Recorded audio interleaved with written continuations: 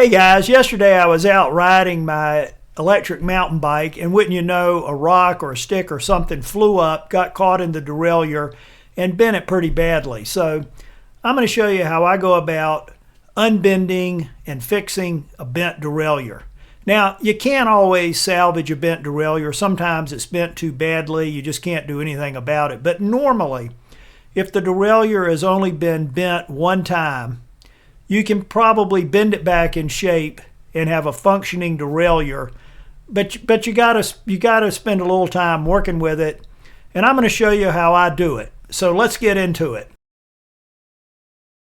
Now, the first thing that I've got to do is go in and remove the derailleur, and first thing to do for removing the derailleur is make sure you're in the smallest cog on the back. And once you get that, then you remove the attachment for the cable. It should come right off, and then you just take and pop the master link, and once you get the master link off, you unthread the chain, and once you get the chain off, the derailleur can be just removed from the derailleur hanger, and you should have the derailleur off the bike. And as you can see on this one, as I remove it, the derailleur hanger is pretty badly bent down at the bottom of the derailleur. I just want to highlight at this point, somewhere in this process, you need to just make sure that whatever caused the damage to the derailleur did not also cause the derailleur hanger to get bent.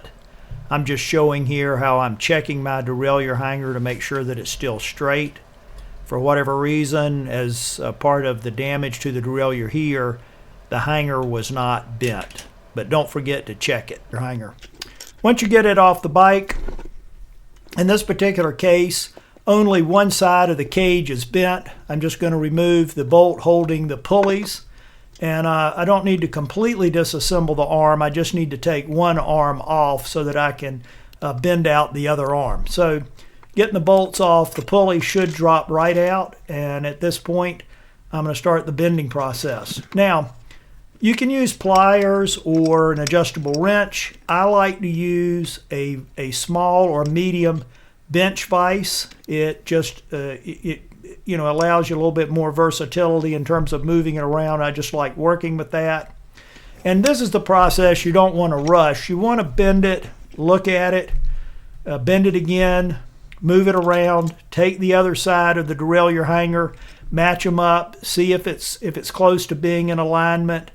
You're going to need to look at it from all angles to see if you've got as much of the bend out of it as possible. At some points, you probably won't be able to fully get the bend out just twisting it. You're going to need to take a hammer or some other tool and bang on it and get it straightened and flattened out. When you're looking at it on the side, you're looking for anything that's sort of sideways on it. You need to bend it straight. It's sort of an iterative process. You actually might reassemble it a couple of times, look out, see how it looks, disassemble it, and bend it back. Now, in this particular case, the bottom pulley was damaged, and so I'm going to replace just the bottom pulley, and I'm going to replace it with a bearing pulley. The pulley on the top has shims in it, but the bottom one I'm going to upgrade, and a lot of times the bottom pulley on a derailleur will give out, and sometimes you need to replace both of them, but I'm just going to replace the bottom one. Now I'm going to reassemble the derailleur. I've got it as straight as I can, but you need to put it on the bike to finish the process here. So I'm just going to get it on the bike, and once you get it assembled, you want to make sure that the pulleys spin relatively freely. And it looks like these are pretty good. Get them a last little bit of tighten there. And now I'm going to put the derailleur back on the bike so I can finish the process. And just reverse the process. I'm going to screw the derailleur on first.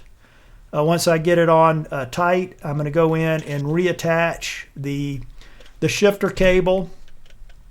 And I'd marked it so I knew exactly where it was, so I can set it back up like I had it on the bike. And then I'm going to reattach the chain.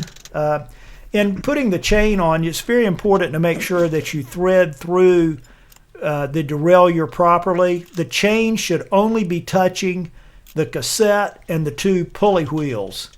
if it's resting on any part of the derailleur, you've not threaded it right, and you need to re-thread it so that when the chain has tension on it, it's not rubbing on anything except those pulleys and the cassette. Now, putting the chain back on, sometimes you can just snap it back in place with your hands. Most of the time you need a little bit of a tool to help you, or need the chain ring master link tool. Once I get that, I'm just going to pop it back in place. And once I get it in place, I'm just going to test it to make sure that it's in alignment. And now I'm going to start the second process to get the cassette bent straight. Now, it's off a little bit, and what I've done is I've got an adjustable wrench and I'm twisting it into alignment. And you want the top pulley in perfect alignment with the cassette teeth on the cassette. I'm just running it up and down to make sure that it's working. Now that I've got it, it appears to go up fine and come down fine. And at this point, I've finished the process and I've unbent the derailleur.